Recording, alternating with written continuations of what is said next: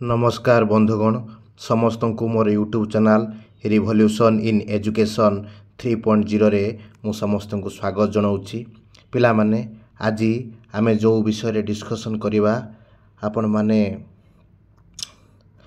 जानी सारी थिबे कारण आमे जो आसीची ओपीएससी रो एएसओ रो डिटेल सिलेबस विषय रे आमे डिस्कशन करिवा कौन रहिबो सिलेबस ए विषय रे आमे आलोचना करिवा। देखंतु पिला माने मु बेसी समय नेबिनी आलोचना करिवि। देखंतु आमर जो एएसओ पोस्ट बाहरीची काली जो एएसओ पोस्ट बाहरची टोटल आमर 29 पोस्ट बाहरीची। 29 पोस्ट भितरु 10टा सीट जनरल पिलांग मानक पई बाहरीची मात्र 10टी सीट। एटा विशेष करी जदि आमे कहिबा ए जो एएसओटी बाहरीची एटा होची आपनकर हाई कोर्ट रे एटा आसीची। देखंतु तार टोटल सिलेबस आपनकर आगरु जो बाहरुथला एएसओ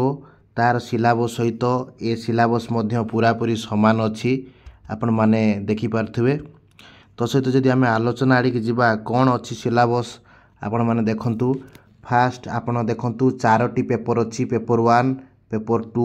पेपर 3 पेपर 4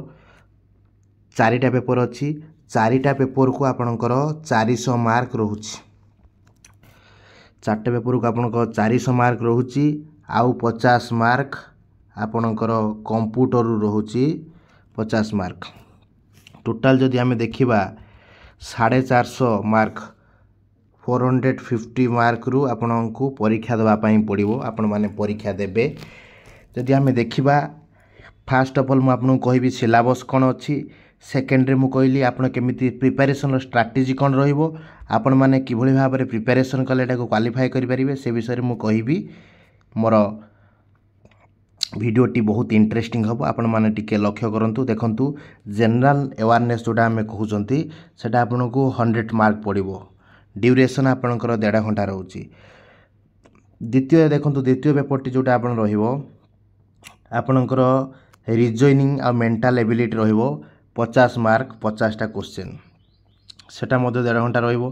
ता सहित द्वितीय पेपर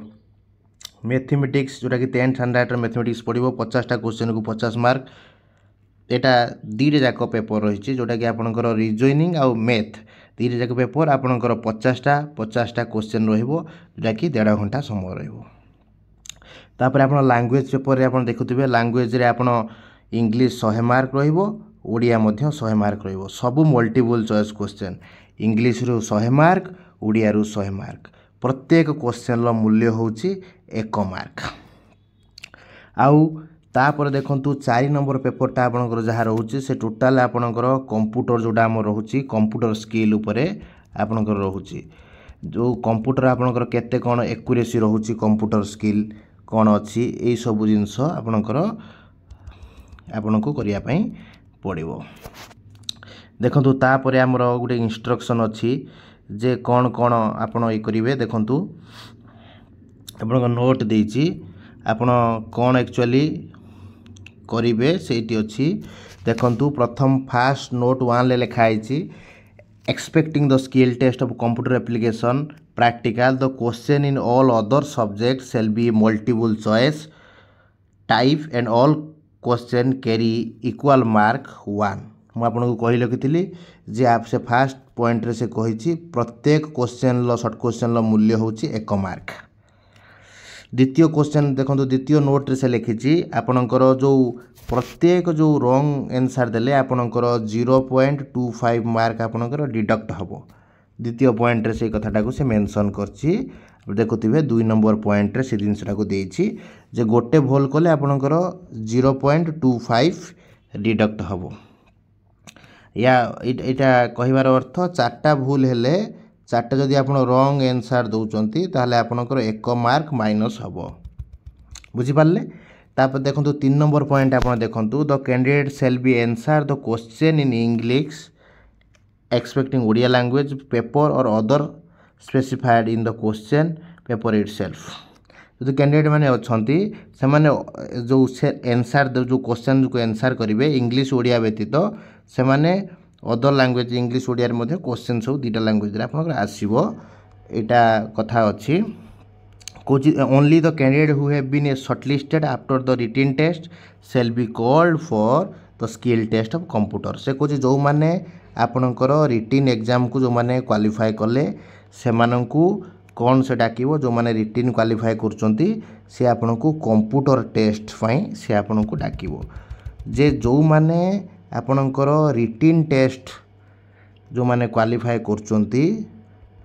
से माननकु से कंप्यूटर टेस्ट पाई डाकिबो आपन को कंप्यूटर प्रोफिशिएंसी डाकिबो जदि आम पूरापूरी डिटेल जदि आम एटा को एनालिसिस करबा सिलेबसटा को जदि आम डिटेल एनालिसिस करबा ताले आम जानिबा देखंतु आपन माने मध्ये मु कहितली जे फास्ट पेपर होची आपणकर जनरल अवेयरनेस रे कोन पड़िबो प्रथम होची जोटा कि आम डे टू डे ऑब्जर्वेशन आ जोटा आम करेंट अफेयर पड़ुची देखंतु current and national event national और इंटरनेशनल इवेंट रू पड़ो तापर history of A British rule in India and freedom struggle history आपंकर ब्रिटिश रूल समयटा पड़ो आ फ्रीडम स्ट्रगल मूवमेंट जो सिविल नॉन कोऑपरेशन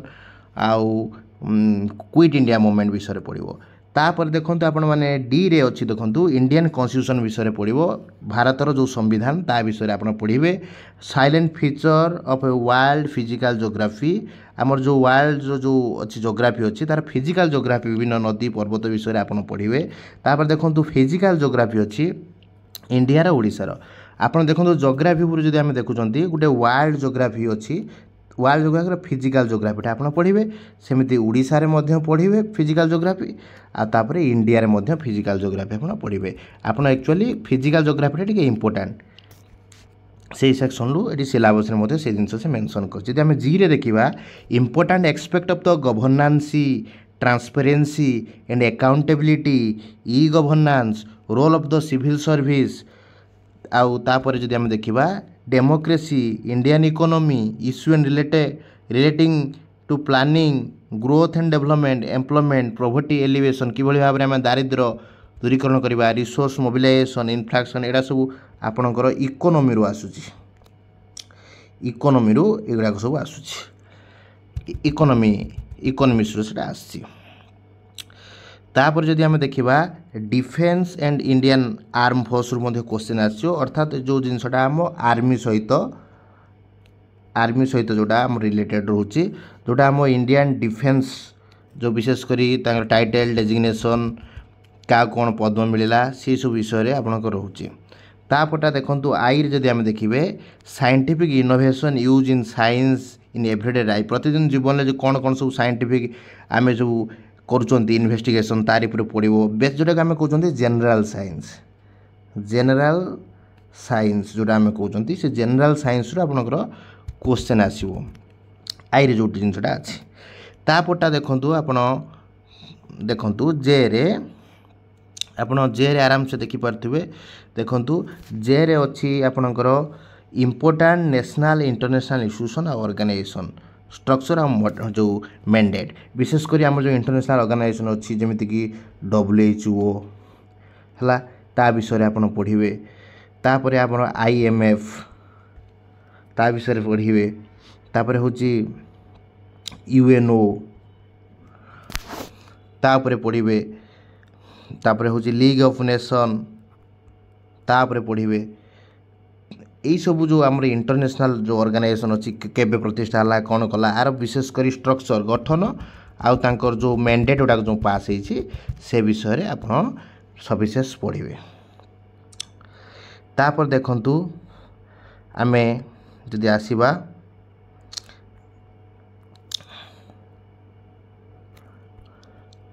देखंतु तापर आपणकर जदि आसीबा पेपर 2 जदि आपण आसुचंती पेपर 2 रे मु कहितली रिजोइनिंग रो सब मु कहितली गोटे पढिबा आपणकर रिजोइनिंग आ पढिबा मैथ रिजोइनिंग पार्ट जदि देखिबा गोटे रिजोइनिंग दुई प्रकार अछि गोटे वर्बल रिजोइनिंग नॉन वर्बल रिजोइनिंग वर्बल ले हमर कोन कोन पढिबो देखंतु वर्बल ले जदि आमे देखिबा से कहउची नंबर सीरीज अति सहज अल्फाबेट सीरीज कोडिंग पढिबो रैंक पढिबो आरिथमेटिक रिजनिंग पड़ो प्रॉब्लम ऑफ एज कैलकुलेशन यही सब गुड़ाक आपंकर भर्बाल रिजनिंग भितर जाऊँगी जोटा आप जो प्रिपेरेसनटा आप जोटा करा को आपड़ मु बुक लिस्ट कहबी ये जो रिजनिंग आप आरएस अग्रवाल जो गोटे बही अच्छी आपड़ से प्रिपेरेसन आप करें से बोथ आरएस अग्रवाल बोथ भर्बाल आउ नॉन भर्बाल बोथ रिजनिंग बही अच्छी आप नॉन भर्बाल रिजनिंग एटा पड़ो 50 मार्क नॉन भर्बाल भर्बाल पड़ो 50 मार्क प्रत्येक क्वेश्चन 1 मार्क नॉन भर्बाल जदि आम देखा नॉन भर्बाल सीरीज पड़ो मिरर इमेज पड़ो धर मिरज एमती धर मिरर पड़ी मिरर ये जिनसा किसी लिखाई थोड़ा ऑप्शन देते कौटा ठीक आमको ठीक सजाड़ी लिखापी पड़ो ये सब जिन अच्छी ग्रुपिंग आइडेंटिफाइंग फिगर तापर आरिथमेटिक एल्जाबेरा ये सब जिनस आप मैथ को आम पढ़ा देखूँ देखो मैथ अच्छी बुझे कि तापर आप देखिपे जे मैथ जोटा आम मैथमेटिक्स बोली कहते मैथ आपणकर अच्छी मैथ रे आपणकर ये जो सेक्शन ले अच्छी जोटा कि 50 मार्क आपणकर कभर करुचे मैथ सेटा भर्बाल नॉन भर्बाल 50 मार्क एटा मैथ 50 मार्क जो आप आरिथमेटिक पाइबे एल्जाबेरा पाइबे मेन जो मेन्सुरेशन 2D 3D पाइबे स्टैटिस्टिक प्रॉब्लम पाइबे ताले आमे जानिले जे आपणकर रिजनिंग रु 50 मार्क आ मैथ रु मध्य 50 मार्क 100 मार्क आप मैथ सेक्शन आप पाइबे तापर आप देखु जे लैंग्वेज जदि आम देखा लैंग्वेज गोटे प्रॉपर इंग्लिश बहुत बढ़िया अच्छी लैंग्वेज जदि आम प्रथम इंग्लिश देखा इंग्लिश रे आपनकर पड़ुची देखु भार पड़ुची प्रिपोजिशन पड़ुची एडभार पड़ुची सब्जेक्ट भार्ब एग्रीमेंट पड़ुची एरर करेक्शन पड़ुची रिकग्निशन पड़ुची टेंस पड़ुची फिल इन द ब्लैंक पड़ुची आर्टिकल पड़ुची वोकाबुलारी सिनोनिमी एंटोनिमी जोटा कि बेसिक इंग्लिश 10-12 रे अच्छी ये जो इंग्लिश गुड़ाक पड़ुची तापर कम्प्रिहेंशन पड़ो पैसेज देइथिबो तार किसी तले क्वेश्चन देइथिबो सेटा आपण माने पढ़े सब जानिथिबे सेंटेंस एग्रीमेंट करी पकेबो से सब विषय आप भल कि पढ़ी की जाइथिबे ता सहित आम यदि उड़िया देखा उड़िया गोटे बढ़िया सेक्शन आप हाई स्कूल में पढ़ी थे व्याकरण क्रिया पड़ो भ्रम संशोधन पड़ो काल पड़ो जोटा कि आम टेन्स इंग्राजी पढ़ी भाषा ज्ञान पड़ो प्रतिशब्द पड़ो विपरीत बोधक शब्द पड़ो क्रिया विशेषण पड़ो ये सब गुड़ाक आपको प्रिपेरेसन करने पड़ो तापर देखो कंप्यूटर स्किल उपर जदि अच्छी जदि आम देखा कंप्यूटर स्किल आपण मैंने देखु जे कंप्यूटर जो स्किल अच्छी कंप्यूटर टेस्ट अच्छी कौच जो माने रिटिन क्वालिफाई जो माने करिवे सेमानंकु कंप्यूटर टेस्ट दवापाई पड़ो से माने कंप्यूटर टेस्ट देवे जो माने रिटिन क्वालिफाई कलेनी से माने कंप्यूटर टेस्ट से माने एलिजिबल हेबे नाही आपन को रिटिन ले आपणकर जो अच्छी 400 मार्क आप जो रिटिन रोची आपण को पाखापाखि आपण चेष्टा करूँ रखापी आपण को 300 मार्क सिक्योर करने चेष्टा करूँ 300+ मार्क रखापी चेष्टा करूँ कारण कम जेहेतु पोस्ट अच्छी आपणकर कंपटीशन बहुत अधिका है कंपटीशन यही जो सिलेबस को आपणकर जदि मु कहबी कौन कौन स्ट्राटेजी आपणकर लगेबे जहाँफल आप बेटर करें कौन कौन सब स्ट्राटेजी आपणेबे यदि मु स्ट्राटेजी विषय कहबी आपण माने प्रथम करिकी मु आपन कहूची आपण माने 1 नंबर पॉइंट मोर मन रखिए प्रथमे जो जो विषयडाक अच्छी आपण यूट्यूब साहाय्य आपण सबु विषय को प्रत्येक चैनल रु भल भल वीडियो आपण गोटे विषय रु 2-3टा वीडियो बेस्ट वीडियो आपण देखंतु प्रत्येक विषय रे द्वितीय कथा आपण को मु कहबी आपण जेते पारुचंती सेते आपण एमसीक्यू पढ़िबा सहित आपण प्रैक्टिस करंतु तृतीय कथा जदि मु आपण को कहबी आपण माने एनसीईआरटी जो बही अच्छी ताकू भलसे पढ़ंतु ये 3टा जिनस आपण करंतु निश्चित भाव में आपण भल स्कोर करेंगे कारण सबुड़ाक एमसीक्यू बेस आपण जेते एमसीक्यू प्रैक्टिस करेंगे आपणकर स्कोरटा सेते बेटर हम आपण को स्कोर को इनक्रीज करने हेले आपण एनसीईआरटी को पढ़ाई पड़ो ता सहित एमसीक्यू ପ୍ରାକ୍ଟିସ୍ କରିବା ପାଇଁ ପଡ଼ିବ। ତା ସହିତ ଆପଣଙ୍କର ଯେଉଁ OAS 10 ଇୟର୍ସର କ୍ୱେଶ୍ଚନ୍ ପ୍ରିଭିୟସ୍ ଇୟର୍ ଯେଉଁ କ୍ୱେଶ୍ଚନ୍ ଅଛି ଆପଣଙ୍କର OASର 10 ଇୟର୍ସର ପ୍ରିଭିୟସ୍ ଇୟର୍ କ୍ୱେଶ୍ଚନ୍ ତାକୁ ଆପଣ ପ୍ରାକ୍ଟିସ୍ କରିବେ। ପ୍ରାକ୍ଟିସ୍ କଲେ ଆପଣଙ୍କର 100% ଯଦି ମୁଁ କହିବି ଆପଣ ଏକ୍ଜାମ୍ କ୍ଲିୟର୍ ହେବ। Maximum question OAS question repeat ହୁଏ। ତା ସହିତ ଆପଣ 10 ଇୟର୍ସର ASO କ୍ୱେଶ୍ଚନ୍ ମଧ୍ୟ ଆପଣ ପଢ଼ିକି ଯିବେ। ଏତିକି କରନ୍ତୁ। ଆଉ ବିଶେଷ କରି NCERT ସୋସିଆଲ୍ ସାଇନ୍ସ ପାଇଁ ଫଲୋ କରନ୍ତୁ। ତା ସହିତ ଆପଣଙ୍କର ରିଜନିଂ ପାଇଁ RS ଅଗ୍ରୱାଲ ବୁକ୍ ଆପଣ ରେଫର୍ କରନ୍ତୁ। ତା ସହିତ ଆପଣ ମ୍ୟାଥମେଟିକ୍ସ ପାଇଁ 10 ଷ୍ଟାଣ୍ଡାର୍ଡ଼ ମ୍ୟାଥମେଟିକ୍ସ ଆପଣ ଦେଖନ୍ତୁ। ଆଉ ଗ୍ରାମାର ଯଦି ଆମେ କହିବା ଯେଉଁ ଆପଣଙ୍କର +2 ଗ୍ରାମାର ବୁକ୍ ଯେଉଁ ଅଛି ସେଟାକୁ ପଢ଼ାପଢ଼ି କରନ୍ତୁ। ତା ସହିତ 10 ଷ୍ଟାଣ୍ଡାର୍ଡ଼ର ଗ୍ରାମାର ବୁକ୍ ମଧ୍ୟ ଆପଣ ପଢ଼ାପଢ଼ି କରନ୍ତୁ। ଆପଣଙ୍କର କ୍ୱାଲିଫାଏ ହେଇଯିବ। ମୁଁ ଆଶା କରୁଛି ଆପଣଙ୍କର ଯେଉଁ ଟୋଟାଲ୍ ଯେଉଁ ଆପଣଙ୍କର ସିଲାବସ୍ ଥିଲା ASOର ଆପଣମାନଙ୍କର କ୍ଲିୟର୍ ହେଇଥିବ। ଯଦି ଆପଣ ଏଇଭଳି କିଛି ଇନଫର୍ମେଟିଭ୍ ଭିଡ଼ିଓ ଆପଣ ଜାଣିବା ପାଇଁ ଚାହୁଁଛନ୍ତି ତାହେଲେ ଆମ ଚ୍ୟାନେଲକୁ ଲାଇକ୍ କରନ୍ତୁ, ଆମ ଚ୍ୟାନେଲକୁ ସବସ୍କ୍ରାଇବ୍ କରନ୍ତୁ। ଧନ୍ୟବାଦ। ବନ୍ଦେ ଉତ୍କଳ ଜନନୀ।